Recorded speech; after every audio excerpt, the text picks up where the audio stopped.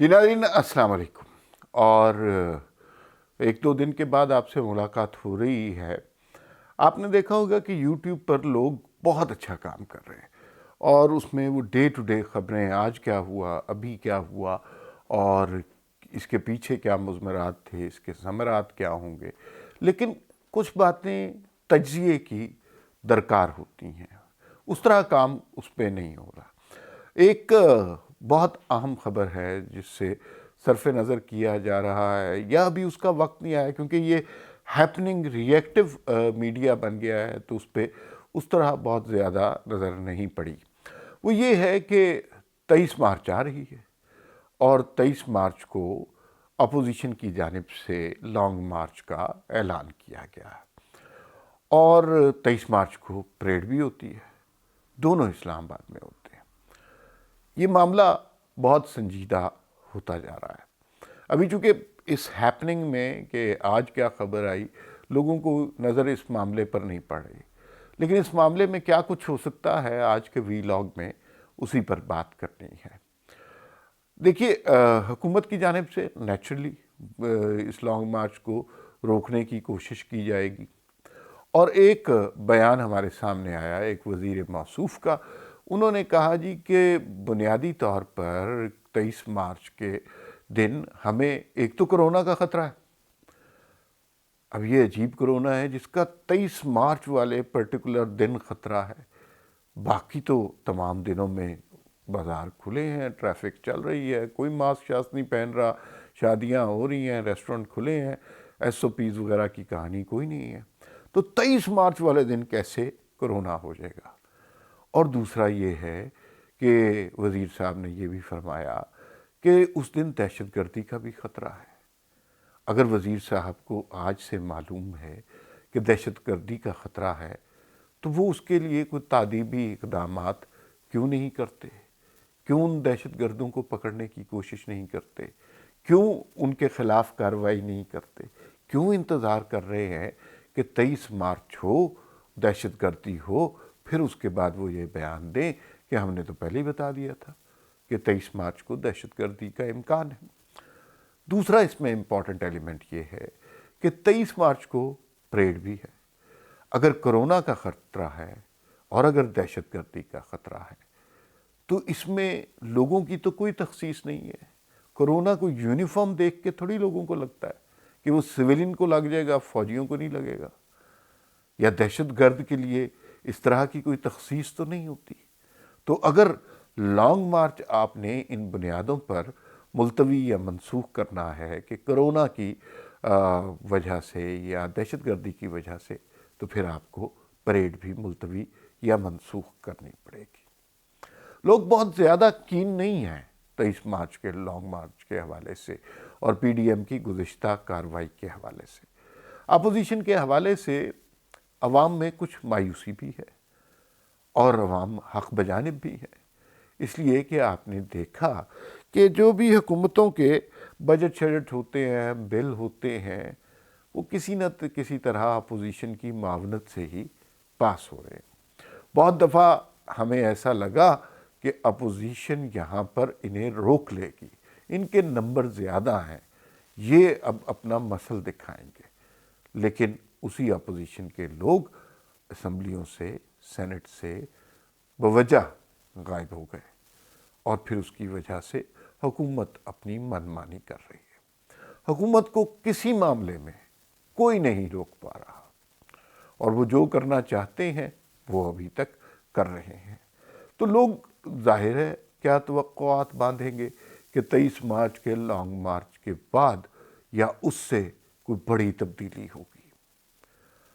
कल मौलाना फजलुर रहमान ने कराची में गुफ्तगू करते हुए इस लॉन्ग मार्च के हवाले से कहा कि ये लॉन्ग मार्च ज़रूर होगा, उसी दिन होगा, उसी तारीख को होगा।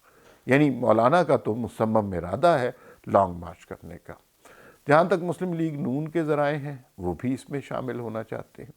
पीपल्स पार्टी एक लॉन्ग मार्च फरवरी के एंड में कर रही है, वो इस लॉन्ग मार्च का अभी तक पार्ट नहीं है। PDM की गुफ्तगू में, मीटिंग्स में ये इस ख्वाहिश का इंदिया दिया गया कि अगर पीपल्स पार्टी भी इस लॉन्ग मार्च में शामिल हो जाए تو بڑی اچھی بات ہے۔ یہ بہت بعد کی بات ہے کہ اس میں کیا ہوگا۔ اب میرا ذاتی کیا خیال ہے اس لانگ مارچ کے حوالے سے؟ پہلی بات تو یہ ہے کہ پی ڈی ایم نے بہت سوچ سمجھ کے یہ تاریخ دی ہے۔ ایک طرف تو پریڈ ہو رہی ہوگی، جنگی ترانے بج رہے ہوں گے، اور دوسری طرف آپ اس کو اپوزیشن کے مہنگائی مارچ کریں، عمران خان حکومت کے خلاف مارچ کریں، لیکن لامحالہ یہ بات جہاں پر بھی ہوتی ہے وہاں یہ ذکر ضرور آتا ہے کہ عمران خان کے لانے والے بھی اسی طرح شریک جرم ہیں جس طرح عمران خان مجرم ہیں۔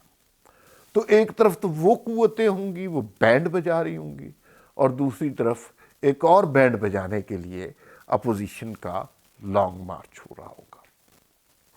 میرا ذاتی خیال ہے دونوں میں سے کوئی ایک چیز ہوگی، اور حتمی طور پر ابھی کہا نہیں جا سکتا کون سی چیز ہوگی، یا پریڈ ہوگی یا لانگ مارچ ہوگی۔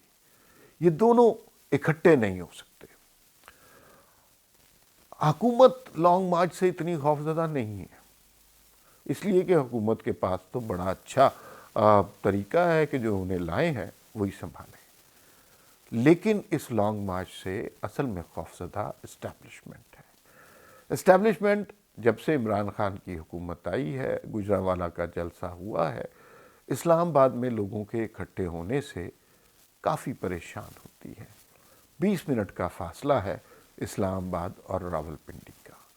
خدشہ یہ ہوتا ہے کہ یہ لانگ مارچ والے جب اسلام آباد پہنچ سکتے ہیں، 25-30 ہزار، 1 لاکھ، 2 لاکھ، جتنے بھی وہ لوگ کہتے ہیں، وہ لوگ اکٹھے کر سکتے ہیں، تو جذبات کے عالم میں کسی وقت بھی اس لانگ مارچ کا رخ پنڈی کی طرف ہو سکتا ہے۔ یہ سب سے بڑا خطرہ ہے، اور جہاں پر بھی لوگ اکٹھے ہوتے ہیں، یقین مانیے کہیں پر بھی اسٹیبلشمنٹ کی جان پر بن جاتی ہے، کیونکہ انہیں پتہ ہے کہ یہ جو اقتدار آج کل ان کے اختیار میں ہے، جس کے فرنٹ مین عمران خان بنے ہوئے ہیں، یہ بہت ہی مصنوعی اقتدار ہے، اس کے کوئی جمہوری معنی نہیں ہے۔ یہ صرف لوگوں کو بے وقوف بنانے کا ایک ڈھونگ ہے کہ عمران خان کی ایک جمہوری حکومت پاکستان میں، اس وقت حکومت اسٹیبلشمنٹ کی ہے، اس وقت مارشل لا لگا ہوا۔ دوسری 2-3 واقعات ایسے ہوئے ہیں جس سے اس لانگ مارچ سے خطرہ بڑھ گیا ہے۔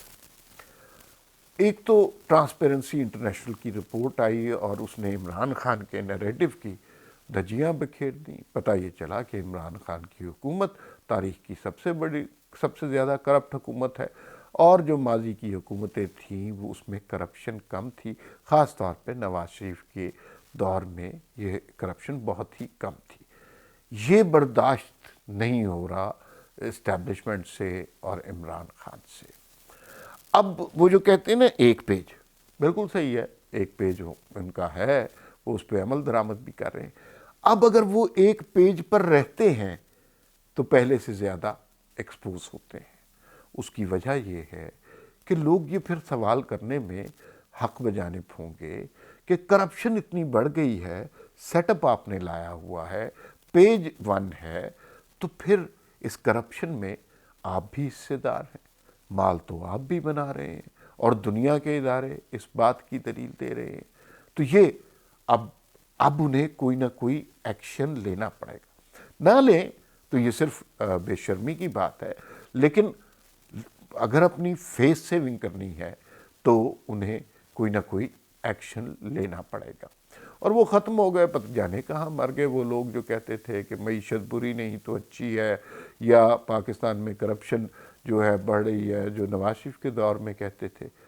اب وہ بالکل ہی چپ ہے، گم سم ہے، آواز ہی نہیں آ رہی، نہ کوئی بیان، نہ کوئی ٹویٹ، اور یہ گواہی انٹرنیشنل اداروں نے دی ہے۔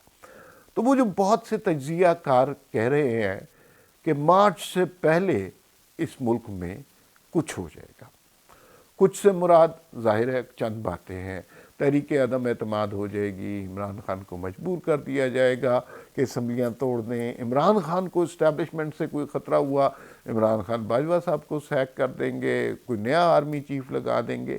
لیکن اس سارے کے پیچھے ایک رمز، ایک راز یہ لانگ مارچ بھی ہے کہ کسی وقت بھی یہ ساری قوتیں، مطلب انہوں نے کیا کرنا ہے؟